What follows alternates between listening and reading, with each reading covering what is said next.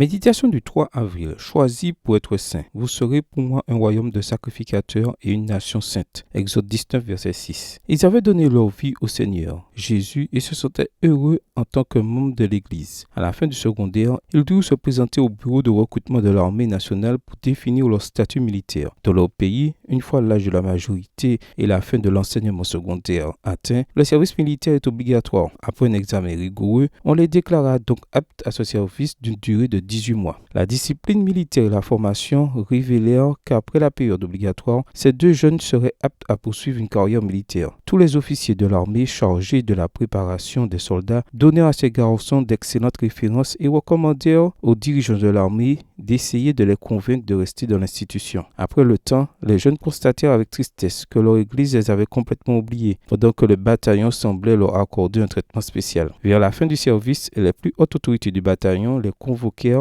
et leur offrirent de consacrer leur vie au service militaire. On leur accorda du temps pour y réfléchir. Dans les réflexions, ils se rappelèrent avoir fait vœu de fidélité au Christ. Ils se souvinrent d'avoir commencé leur vie chrétienne et d'avoir été séparés pour être saints. Alors ils prièrent au Seigneur de leur donner un signe. Le jour de l'entretien final arriva, mais ce matin-là, ils reçurent une enveloppe par voie postale. C'était une lettre de la directrice de l'école du sabbat qui leur disait combien ils étaient importants pour l'Église. Dans l'enveloppe, il y avait 2 questionnaires de l'école du sabbat. Voici ce que disait la lettre. Jeunes gens, n'oubliez pas que la sanctification implique la victoire sur le péché, la transformation progressive du caractère, la croissance chrétienne, le triomphe sur les faiblesses et les imperfections. La sanctification est un processus qui dure toute une vie. Le Seigneur attend donc de nous que nous préparions notre caractère pour le ciel et que nous marchions dans la lumière qu'il fait briller sur notre chemin. Ainsi, nous pourrons, à nos âges, toujours être parfaits en Christ, accomplissant ce commandement de Jésus. Soyez donc parfaits comme votre Père céleste est parfait. Matthieu 5, verset 48. En lisant la lettre, ces jeunes comprirent que, même s'il n'y avait rien de mal à consacrer sa vie au service militaire, Dieu avait pour eux d'autres plans. Ils refusèrent l'offre de l'armée. Aujourd'hui, ils servent Dieu comme de bons professionnels et fidèles chrétiens. En ce début de journée, je te dis, je t'ai choisi et j'ai de grands projets pour ta vie. Ne l'oublie jamais. Bonne journée à toi et que le Seigneur te bénisse.